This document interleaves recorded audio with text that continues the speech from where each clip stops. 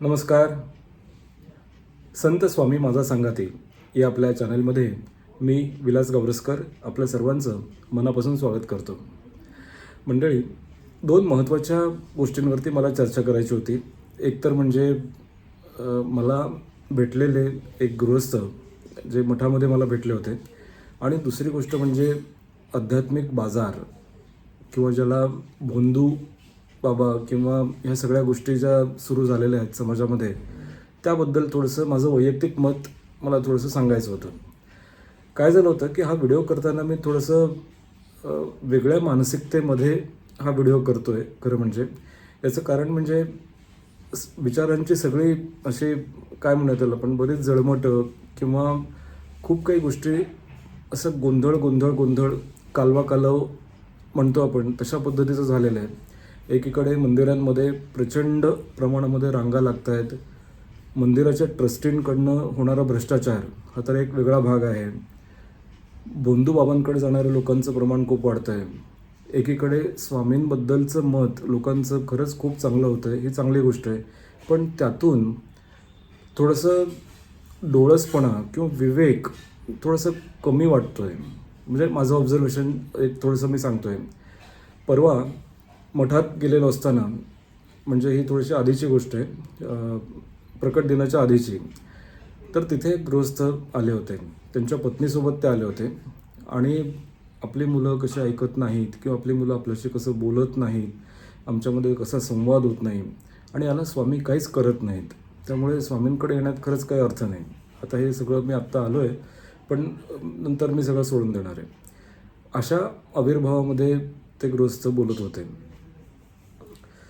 ज्यावेळेस त्यांनी माझ्याशी चर्चा केली ना, आणि ह्या सगळ्या गोष्टी सांगितल्या, जवळपास अर्धा पाऊण तास आम्ही चर्चा करत होतो, आणि त्यांचं खूप काही म्हणणं मी ऐकून घेतलं. मी त्यांना रिस्पेक्ट केला, अजूनही मी करतो, त्यांच्या भावना मी समजून घेऊ शकतो. पण एक कसं होतं माहिती आहे का, की स्वामींकडे तुम्ही आला आहेत, स्वामी माऊली आहे आपली, आपल्या सगळ्या तक्रारी आपण एक हे करतो, तक्रार निवारण केंद्र म्हणूनसुद्धा आपण स्वामींच्या मठाकडे आपण बघू शकतो. पण थोडी आपली पण जबाबदारी आहे असं मला वाटतं. म्हणजे त्या काकांशी बोलताना मला असं लक्षात आलं की मुळातच त्यांचा स्वभाव हा खूप डॉमिनेटिंग होता, आणि आपलं तेच म्हणणं खरं आहे किंवा दुसऱ्यांचं म्हणणं विचारात घ्यायचं नाही, मुलांना विश्वासात घ्यायचं नाही, मुलांना सामावून घ्यायचं नाही आपल्यामध्ये, फक्त डिक्टेटरशिप करायची, या आणि अशा काही गोष्टी कदाचित स्वभावामध्ये असतील. त्यामुळे मुलं दुरावली गेली, थोडीशी लांब गेली, आणि त्याला स्वामींनी काहीतरी करावं असं त्यांची इच्छा होती. तर मला नेहमीप्रमाणे मला राहवलं नाही, आणि मी त्यांना सांगितलं की ठीक आहे, याच्यात स्वामी नेमकं काय करू शकतात. तर संवाद साधणं ही तुमच्याकडनं सुरू होणारी गोष्ट आहे. खरं म्हणजे तुम्ही याच्यात पुढाकार घेतला पाहिजे. ज्यावेळेला लक्षात येत आहेत की गोष्टी हातातून बाहेर सुटत आहेत किंवा हातातून सुटत चाललेल्या आहेत, येत नाही आहेत मुलं आपल्याबरोबर, जवळ नाही आहेत आपल्या मनाने, शरीराने आपण एकत्रच राहतो आहे, तर इथे तुम्हाला तुमचं पाऊल थोडंसं विचार करायला पाहिजे की आपण काय चुकतो आहे, नेमकं आपलं कुठे चुकतं आहे.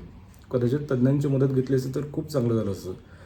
स्वामींच्या मठात जाऊन किंवा स्वामींना दोष देऊन हा प्रश्न सॉल्व्ह होईल असं म्हणजे मला तरी निदान वाटत नाही.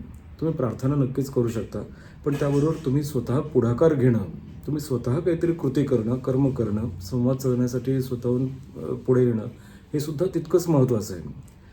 ते सगळंच झाल्यानंतरही काही गोष्टी तुमच्या हातामध्ये जर नाही आहेत, अनकंट्रोल्ड असं आपण म्हणतो की हाताबाहेर सगळ्या गोष्टी गेल्या, तर मग तुम्ही स्वामींना नक्कीच हक्कानं विचारू शकता, एक प्रार्थना करू शकता की का हो स्वामी, मी एवढं सगळं भक्ती करतो आहे, मी स्वतःहून खूप प्रयत्न करतो आहे, पुढाकार घेतो आहे, पण तरीसुद्धा ही दरी आमच्यामध्ये का आहे.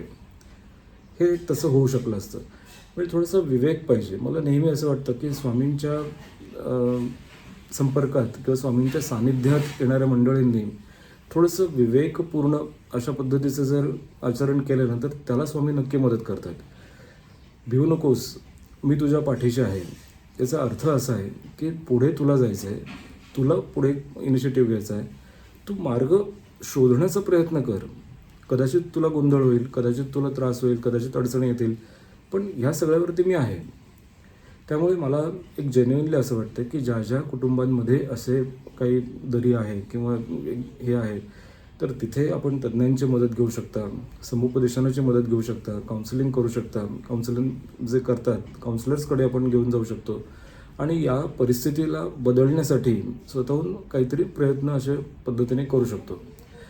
आणि दुसरी गोष्ट अशी आहे की त्यासाठी कर्म आपलं करणं हे महत्त्वाचं आहे. जसं मला नोकरी पाहिजे समजा आणि मी नुसतंच स्वामींच्या मठात जायला लागलो, 21 गुरुवार 11 गुरुवार कोणीतरी सांगितले काहीतरी करा आणि मी काहीच केलं नाही, तर मला निदान माझी माहिती लोकांपर्यंत द्यावी लागेल, माझा रिझ्युमे अपडेट करावा लागेल, तो लोकांपर्यंत पोचवावा लागेल. नोकरी मिळणं न मिळणं हा एक वेगळा भाग आहे, पण मला त्यासाठी प्रयत्न तर केले पाहिजेत. ही हालचाल, ही धडपड करा असं स्वामींचं सांगणं असतं, पण आपण ते नेमकं करत नाही. म्हणून पॉडकास्टला लोक लाखोंनी व्ह्यूज असतात की आम्हाला बसल्या बसल्या सगळं द्या, आम्हाला काही करायची गरज नाही, आम्हाला इच्छाच होत नाही आहे, पण आम्हाला सगळं दिलं तर आम्ही स्वामींना मानू. मग आम्ही अक्कलकोटला जाऊ, मग आम्ही 21 गुरुवार करू, मग आम्ही पौर्णिमेला जाऊ, मग आम्ही काय काय काय काय उपाय जे सांगतील ते सगळे उपाय आम्ही करू, पण ते सगळं तुम्ही करा. म्हणजे मला वजन तर कमी करायचं आहे, मला इच्छा खूप आहे माझी, पण त्याच्यात असं आहे की मग डॉक्टर जर फिरायला गेले तर चालणार आहे का? डॉक्टरांनी फिरायला जावं, डॉक्टरांनी डाएट करावं माझ्या वतीनं आणि मग माझं वजन कमी व्हावं, तर असं नाही होणार ते. त्यासाठी आपल्याला थोडी हालचाल करायला पाहिजे आणि ती करावी असं मला वाटतं. कारण मी अनुभवाने सांगतो आहे की स्वामी प्रत्येक कर्मयोगी जो आहे त्याच्या मागे स्वामी असतात. परीक्षा घेतील, अडचणी आणतील, कदाचित कामात विलंब होईल, त्रास होईल, गिवअप करावंसं वाटेल, नकोसं वाटेल, पण ह्या सगळ्यामध्ये तुम्ही स्वामींवर सगळं सोपवलंत ना तर तुम्हाला काम करायला सुद्धा मजा येईल.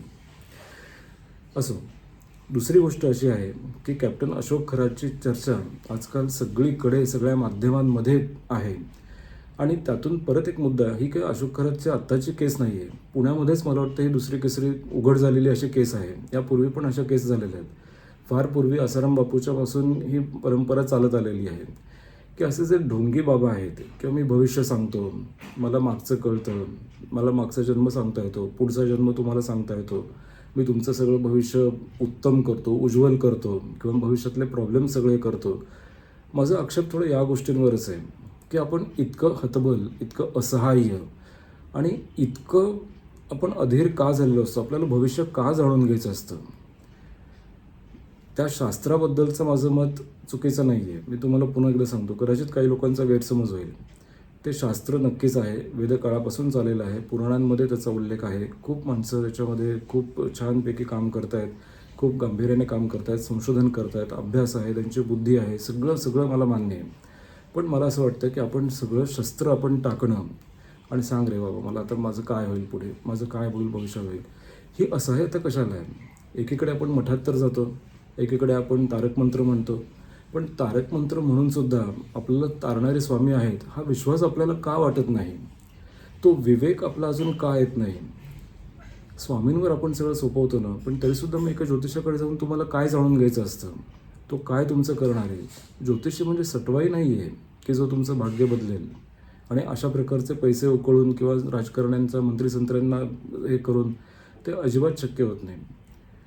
हा विषय खूप गूढ आहे हे मला मान्य आहे.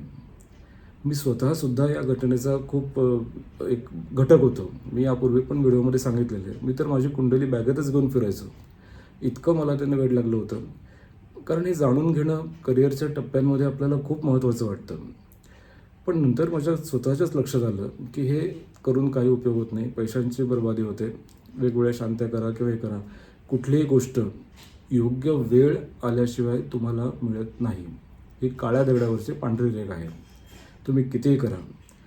डेस्टिनी ही फार महत्त्वाची गोष्ट आहे. डेस्टिनी जी आहे ती तुम्हाला बरोबर त्या दिशेला घेऊन जाते. ते जे कर्म तुम्हाला या जन्मासाठी नेमलेलं आहे ते कर्म करायला तुम्हाला प्रवृत्त करते, भाग पडते आणि तुम्ही ते करता. जर हे सत्य आहे तर मग हे ॲडव्हान्समध्ये जाणून घेण्यामध्ये काय अर्थ आहे. स्वामींचं नामस्मरण हे खरं त्यासाठी पुरेसं आहे.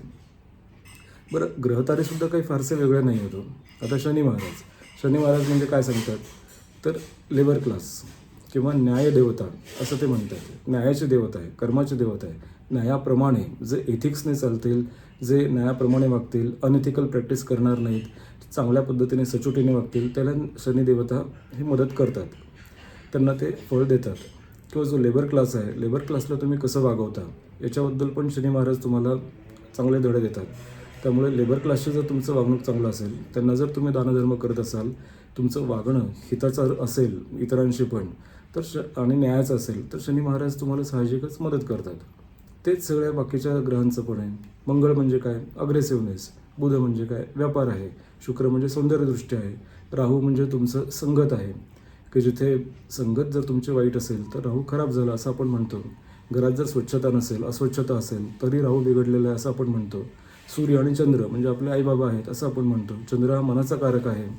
अशा सगळ्या ज्या गोष्टी आहेत त्याच्यातून एक आढावा जर आपण घेतला ना, तर एकच गोष्ट निष्कर्षाला येते की घरामध्ये स्वच्छता असावी, माणसाच्या मनामध्ये, अंतःकरणामध्ये स्वच्छता असावी, आपण एथिकल प्रॅक्टिसेस कायम कराव्यात, कुणाचं नुकसान करू नये, समोरच्या व्यक्तीला किंवा आपल्यापेक्षा कनिष्ठ दर्जाच्या किंवा आपल्या हाताखाली काम करणाऱ्या व्यक्तीलासुद्धा आपण चांगलं वागवावं, आपण टापटीप असावं, छान असावं, म्हणजे तुमचा शुक्र चांगला होऊ शकतो.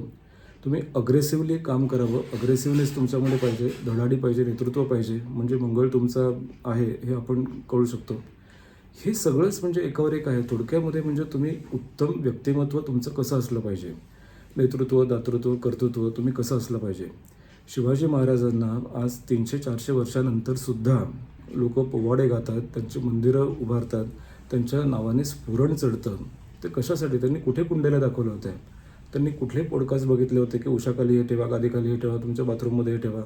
कुठल्या त्यांनी वास्तू कन्सल्टंट करून त्यांचे गड बांधले होते? कुठेही म्हणजे माझ्या तरी ऐकिवात नाही, कदाचित ते माझं अज्ञान असू शकेल, पण त्यांनी असं कुठे केलं नव्हतं की या कोपऱ्यामध्ये अमुक अमुक ठेवा म्हणजे ते एक हे होईल. याला दृष्टी लागते, प्रचंड विश्वास लागतो, आत्मविश्वास लागतो, स्वतःच्या मनगटावरती विश्वास लागतो आणि त्याचबरोबर एका अज्ञात अशा शक्तीवरती सरेंडर किंवा समर्पित भाव असणं हे सुद्धा तितकंच महत्त्वाचं असावं लागतं. म्हणजे मीच सगळा शहाणा आहे आणि मला सगळं कळतं असंही नाही आहे. त्या शक्तीला कुठेतरी शरण आपण जातो आणि ती शक्ती हे सगळं करवते ना, आता मला काम करायचं आहे, एक हे असं होतं. त्यामुळे ह्या भोंदूबाबांकडे ते भोंदू आहेत हे सुद्धा आपल्याला कळत नाही. याचं कारण म्हणजे इतकं आपण डोकं गहाण ठेवलेलं असतं. संत कबीरांनी म्हणूनच म्हटलेलं आहे ना, मलमल धोए शरीर को न धोए मन का मेल, मलमल धोए शरीर को न धोए मन का मेल, नहाय गंगा गोमती रहे बैल के बैल. म्हणजे आपण नर्मदा परिक्रमा करतो, आपण कितीतरी गोष्टी करतो, पौर्णिमा करतो, अमावस्या करतो, मठात जातो, मंदिरात जातो, सगळीकडे जातो, पण आपला व्यवहार सुधारतो का? आपलं आचरण सुधारतं का? आपलं वागणं सुधारतं का? आपला ॲप्रोच, दृष्टिकोन आपला बदलतो का? ज्यावेळेस मी हे सगळं चित्र बघतो ना, त्यावेळेस मला खरंच मन विषण्ण होतं. स्वामींच्या मठांमध्ये किंवा काही मंदिरांमध्ये मी असं ऐकलं आहे की पुरुषांनी बरमुडा किंवा स्त्रियांनी काही असे कपडे घालता कामा नयेत. ठीक आहे, आता त्या मंदिराचं पावित्र्य किंवा त्यांच्या बघण्याचा तो दृष्टिकोन आहे, पण मला त्या हनुमानाचं एक आठवलं असं की हनुमानाला सीतेचा चेहरा कसा आहे माहिती नव्हतं, त्याचं लक्ष फक्त तिच्या पायाकडे गेलं होतं. म्हणजे स्त्री दाक्षिण्य कसं असावं किंवा स्त्रियांबद्दलचा आदर हा त्यांच्यावरती घातलेल्या कपड्यांनी जर तुमच्या भावना जर हे होत असतील, कमी जास्त होत असतील, तर त्याला अर्थ नाही. अर्थात तो भाग थोडासा वेगळा आहे, पण मला असं वाटतं त्यामुळे हे सगळं जे आहे ना ते खूप कन्फ्यूज करणार आहे. एकीकडे म्हणजे खूप पॅराडॉक्सिक मला वाटतं, खूप विरोधाभासात्मक वाटतं. अनेक रांगा लावून आपण दर्शन तर घेतो, पण तरी आपण सुधारत नाही. बरं, जे ट्रस्टी असतात मंदिरांचे किंवा ह्याचे, तेच मुळात खूप भ्रष्ट असतात बहुतेक ठिकाणी, तर असं असतं. किंवा ज्या ठिकाणी आपण जातो तिथे बघितल्यानंतर तर त्यांची हरेरावी इतकी जास्त असते कमिटीवाल्यांची की जसं काही त्यांनी साक्षात परमेश्वराला सुद्धा विकत घेतलेलं आहे. त्यामुळे हे चित्र खूप विषण्ण करणार आहे. आपण विवेकी आहात, माझा पूर्ण विश्वास आहे की आपण विचार करू शकता. माझ्या म्हणण्याचा चुकीचा अर्थ आपण घेणार नाही. माझी पूर्ण श्रद्धा आहे. जे चांगले लोक आहेत, पापभिरू लोक आहेत, ते प्रत्येक क्षेत्रामध्ये ते असतात, त्याच्याबद्दल मला नितांत आदर आहे. पण मला सर्वसामान्य माणसांच्या विवेक किंवा विचार करण्याच्या दृष्टीबद्दल थोडंसं बोलावं असं वाटतं की जर तुम्ही स्वामींना मानता, जर त्या शक्तीला तुम्ही मानता, हम गया नहीं हम जिंदा आहे किंवा भिवू नकोस मी तुझ्या पाठीशी आहे, हे सगळं जर तुम्ही म्हणत असाल, तारक मंत्र तुम्ही म्हणत असाल, तर सगळं त्याच्यावर सोपवून नंतर तुम्हाला दुसरीकडे भविष्य दाखवण्याची गरजच नाही. भविष्यात माझ्या काय लिहिलं आहे हे तुम्हाला स्वामींनी ठरवलेलं आहे. हे तुम्हाला माहिती आहे की स्वामी आहेत ना, मग आपलं चांगलंच होईल. हा विश्वास का वाटत नाही? कशामुळे आपल्याला मंत्रतंत्र या गोष्टींची घाई असते. कशामुळे ते वशीकरण करा, ब्लॅक मॅजिक करा किंवा त्या वाट्याला आपण जा. नजर हे कशासाठी या गोष्टी करायच्या आपण? दुसऱ्यांवरती का नजर? दुसऱ्यांची तुलना आपल्याला का करायची आहे? दुसऱ्यांपेक्षा माझं चांगलं असावं. त्याच्याकडे 2 गाडी आहेत तर माझ्याकडे 1 जास्त गाडी असावी. मला सोशल स्टेटस मेंटेन करायचं आहे. हे सगळे चुकीच्या कल्पना आहेत. साधन आणि साध्य याच्यामधला फरकच मुळात आपल्याला कळत नाही. ऐहिक सुख, भौतिक सुख मला मिळाली म्हणजे स्वामींनी माझं काम केलं असं आपल्याला वाटतं. पण तसं नाही आहे. तुमच्या नशिबामध्ये जेवढं आहे, जे आहे ते योग्य वेळेला तुम्हाला ते मिळणार आहे. त्याच्यासाठी तुम्ही नका हे करू. याच्यासाठी केला होता अट्टहास, शेवटचा दिवस गोड व्हावा. हे सगळ्या संतांची जी वचन आहेत ती त्यांनी नामासाठी केलेली आहेत. त्यांनी भगवंत प्राप्ती व्हावी यासाठी केलेली आहेत. कित्येक संतांची अवस्था अशी होती की त्यांना खाण्याची सुद्धा भ्रांत होती. संत एकनाथ, नामदेव वगैरे या सगळ्या मंडळींचं फायनान्शियल बॅकग्राऊंड जर आपण बघितलं तर कुठे त्यांच्याकडे पैसा उतू जात होता, कुठे त्यांच्याकडे फार गडगंज पैसा होता आणि त्यांना फक्त आता भक्तीच करायची होती. खाण्याची सुद्धा भ्रांत होती बहुतेक संतांच्याकडे तर. पण त्यांनी ते कधीही मागितलं नाही, कारण त्यांना माहिती होतं की माझं नामक याच्यामध्येच तर मोठं हे आहे. जसं याच्यामध्ये सांगितलेलं आहे, संत चोखा मेळा, फुलासंगे मातीसंगे फुलाचं वास लागे असं आपण म्हणतो. तर ते दोघं एकरूप होतात. तसं भक्तीमध्ये एकरूप झाल्यामुळे देवापेक्षा सुद्धा भक्तांना जास्त आपल्याकडे महत्त्व आलेलं आहे. त्यांनी काही मागणं केलेलं नाही आहे, फक्त त्यांना दर्शनाची आस होती. रामायणामध्ये शबरीने आपण काय शिकलो? शबरीची उष्टी फळं, उष्टी बोरं रामाने खाल्ली, पण तिचं सगळं आयुष्य, बहुतेक आयुष्य तिचं रामाची वाट बघण्यामध्ये, रामदर्शन घेण्यामध्ये तिने व्यतीत केलं. तेवढा संयम तिने ठेवला आणि तशी भक्ती केली.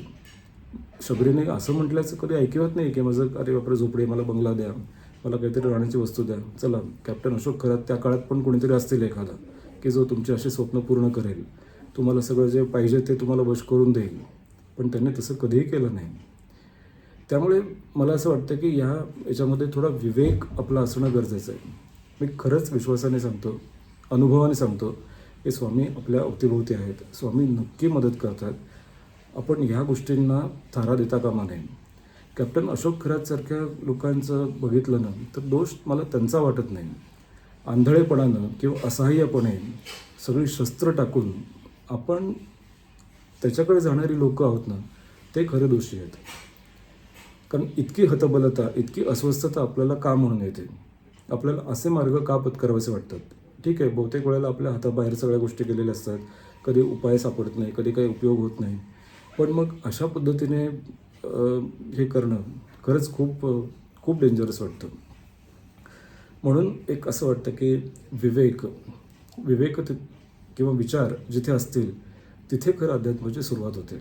म्हणून आपल्याला आध्यात्मिक सतर्क होणं हे खूप गरजेचं आहे. हा सगळीकडे बाजार मांडलेला आहे स्वामींच्या नावाचा, तर लिटरली म्हणजे खूपच हे झालेलं आहे ते. त्यामुळे एक फिल्टर आपल्यामधले वापरून चांगल्या गोष्टींसाठी जर आपण त्याचा वापर केला तर खरंच आपल्याला मोटिवेशन मिळेल. काम करायला आपण अधिक उत्सुक असू, उद्युक्त होऊ आपण कर्मयोग फॉलो करायला. कर्म हे कुठेही कुणीही टाळू शकत नाही. असेल हरी तर देईल खाटल्यावरी असं म्हणूनही आपल्याला चालत नाही. त्यामुळे कर्म आपल्याला करावंच लागतं. नशिबाची साथ हवी असेल तर मग स्तोत्रपठण आहे, नामस्मरण आहे किंवा मुखातून तारक मंत्राचा जप आहे. असे अनेक उपाय सांगितलेले आहेत की जे छोटे छोटे उपाय आपण स्वतः पण करू शकतो. गुरुचरित्राचं पारायण आहे, आवर्तन आहेत, गणपती अथर्वशीर्ष आहे. कितीतरी गोष्टी अशा आहेत की ज्या आपण करू शकतो. आपल्याला दुसऱ्यांवर अवलंबून राहायची गरज नाही. सांग रे बाबा, सांग बाबा, माझं कसं होईल, माझं कसं होईल हे सांगणारा तो नाही आहे. हे सांगणारं तुम्हीच आहात. तुम्हीच सांगू शकता की माझं नशीब पुढे कसं असणार आहे, माझं कर्म कसं आत्ता कसं आहे त्याच्यावर माझं पुढे भवितव्य अवलंबून असणार आहे. असं तर प्रामाणिकपणे मला असं वाटतं की आपण सगळे एकाच नावातले प्रवासी आहोत, स्वामींवर श्रद्धा ठेवणारे आहोत. त्यामुळे अशा बाहेरच्या बाजारू भूलथापांना भुलणाऱ्या लोकांकडे आपण न जाता कुठेही जायची गरज नाही. आपल्याला अक्कलकोटलाही जायची गरज नाही. आपल्याला मठांमध्ये गर्दी करायची गरज नाही.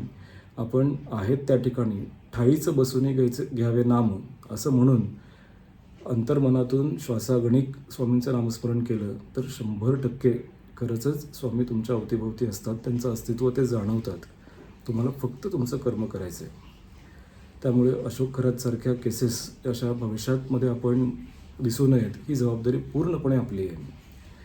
कुठलंही शास्त्र वाईट नाही आहे, कुठल्याही शास्त्राचा अभ्यास करणारे अभ्यासक जे आहेत, संशोधक आहेत, तेही वाईट नाही आहेत, ती पण माणसंच आहेत. ते बुद्धिचातुर्याने त्यांच्या मेहनतीने काहीतरी करू पाहतात, समाजात काहीतरी चांगलंच त्यांचं करण्याचा उद्देश असतो. पण एक असं होतं की मग अधिक लालसा, कुठेतरी मानवी मन आहे, मग त्यातून मग या सगळ्या गोष्टींचा जन्म होऊ शकतो. तर ते टाळणं थोडंसं आपल्या हातामध्ये असू शकतं. असो, पुन्हा एकदा नवीन अनुभवांसह नवीन व्हिडिओमध्ये भेटूया. तोपर्यंत नमस्कार आणि श्री स्वामी समर्थ. आणि हो, दुसरं एक महत्त्वाचं म्हणजे व्हिडिओला कृपया लाईक करा, सबस्क्राईब करा. आपण जर आत्तापर्यंत चॅनलला सबस्क्राईब केलं नसेल, नवीन असाल आपण, तर कृपया चॅनलला सबस्क्राईब करा आणि शेअर करा. पुन्हा भेटूया नवीन व्हिडिओमध्ये. धन्यवाद.